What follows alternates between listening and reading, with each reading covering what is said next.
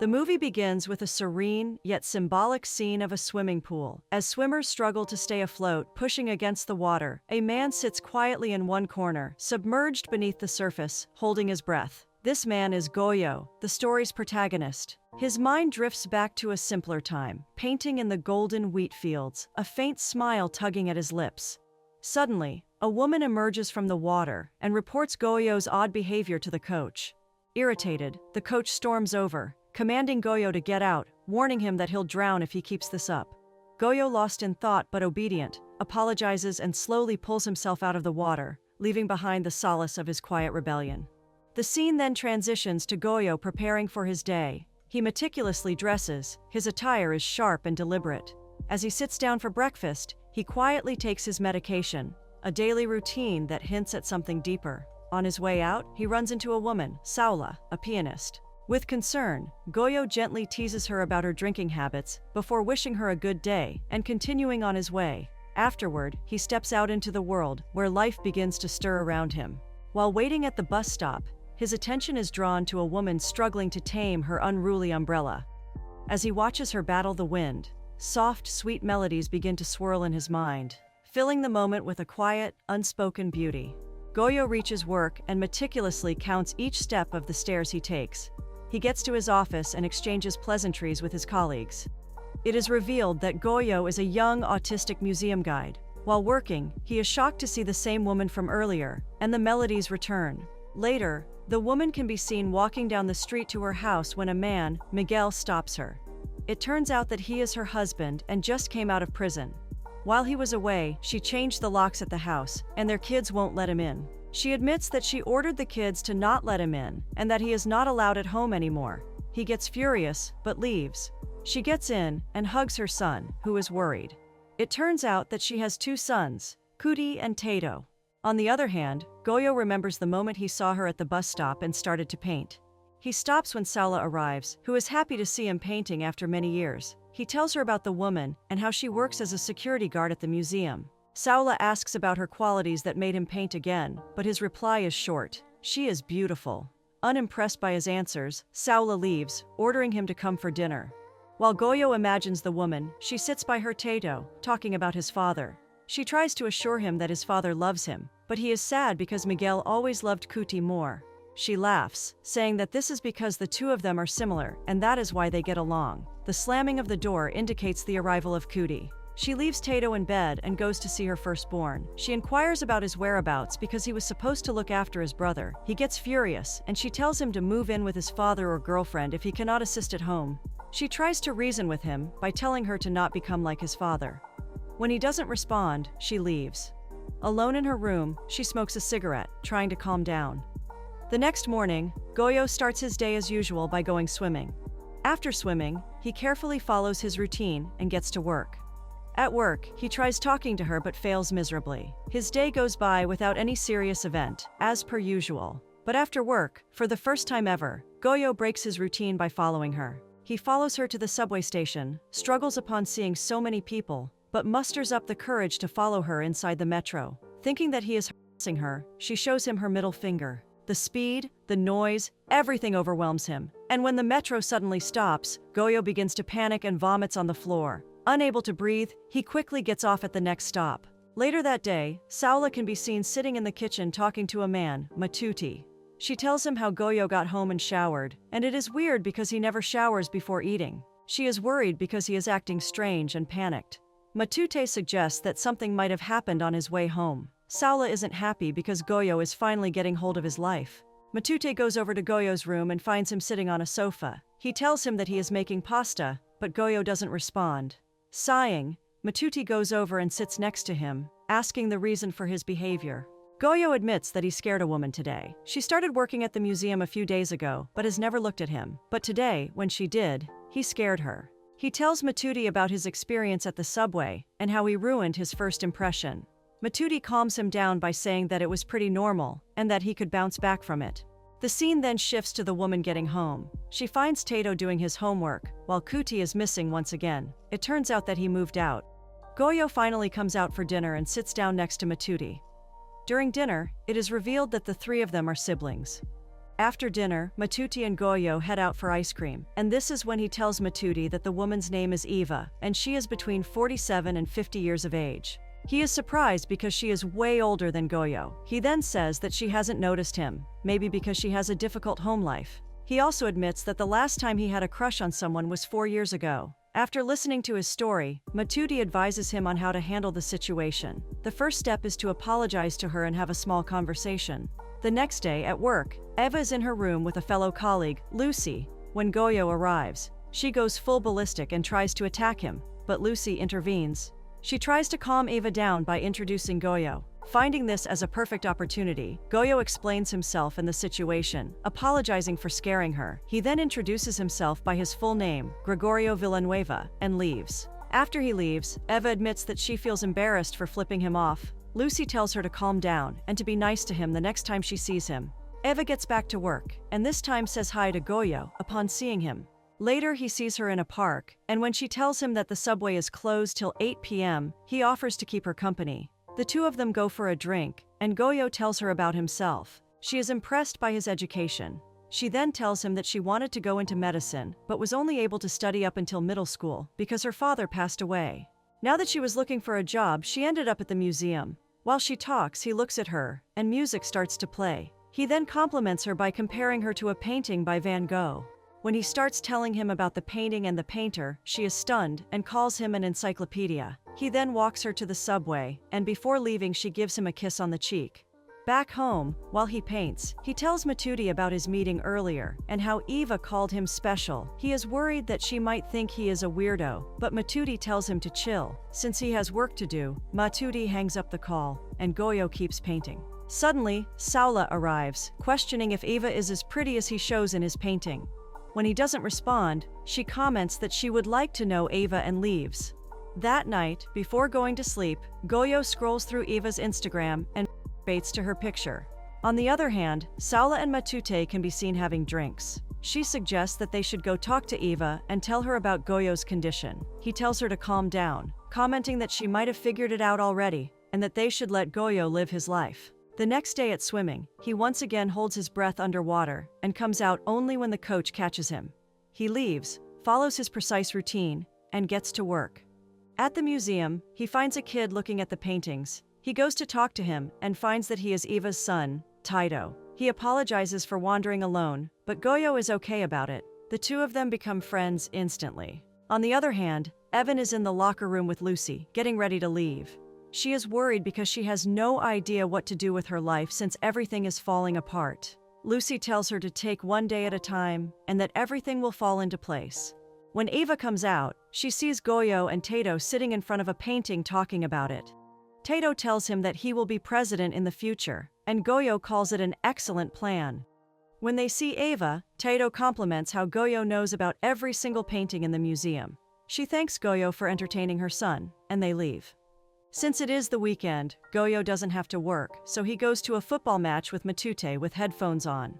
After the match, they have food, and they talk about the Eva situation. Goyo admits that he watched some of the sexual videos online, only for research purposes. Matuti shares his wisdom about intimacy, and how he can't know for sure what Eva would like or not. Hence, Goyo needs to focus on what he likes. After the weekend, Goyo gets back to work and approaches Eva. He offers to show her a Van Gogh painting, and she agrees. He then asks her out for dinner. She is shocked, but very kindly tells him that they are very different from one another. He is confident that they could learn a lot from each other, and she agrees to go with him on Saturday.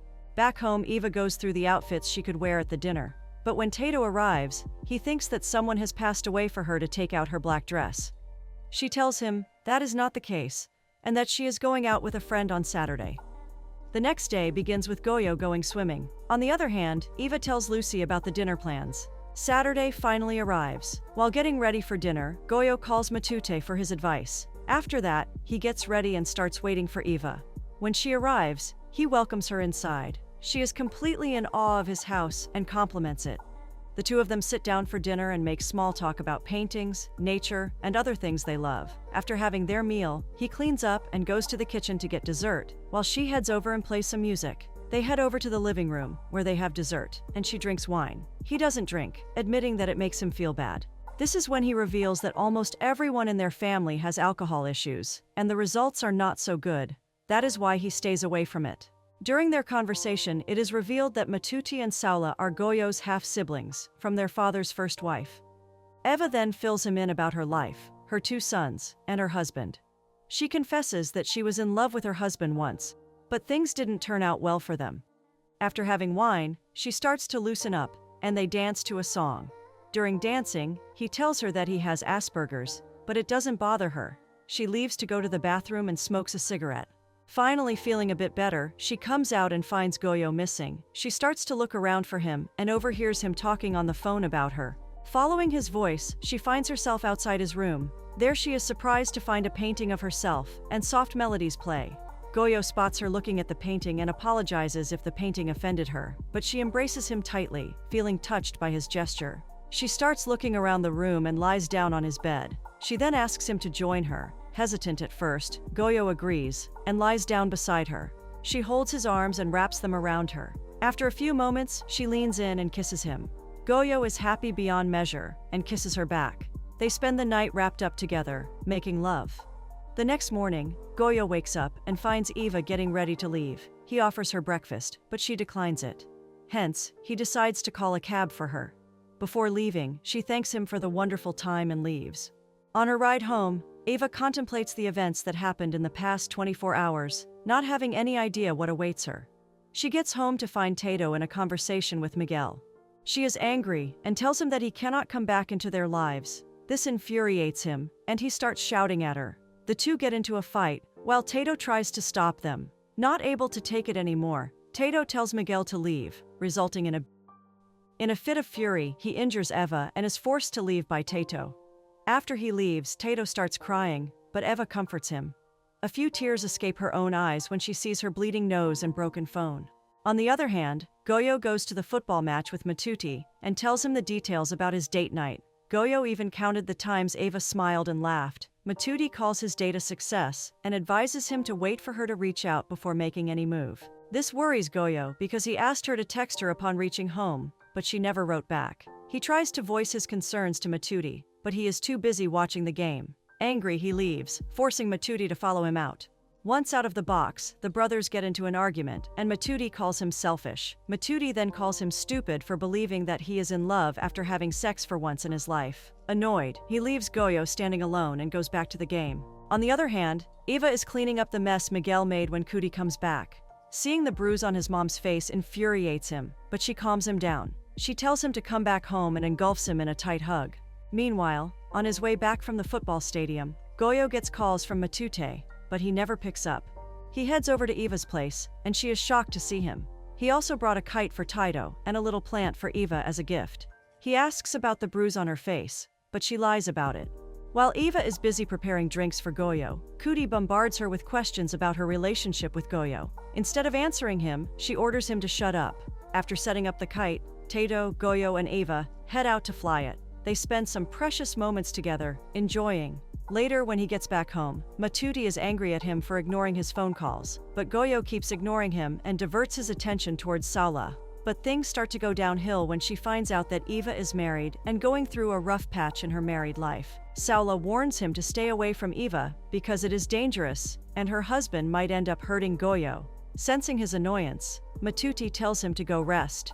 Before leaving, Goyo tells them both that he will not stop seeing Eva. Overly protective of Goyo, Saula calls Eva a con artist who sweet-talked her way into their home. On the other hand, Matute believes her to be a good woman.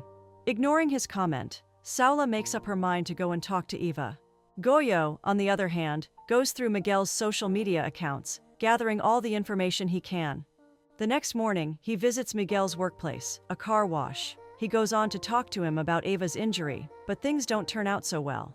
Miguel punches Goyo, but before he can beat him more, he is stopped by his fellow workers. After the incident at the car wash, Goyo heads back to work. There Eva finds him and inquires about his visit to Miguel.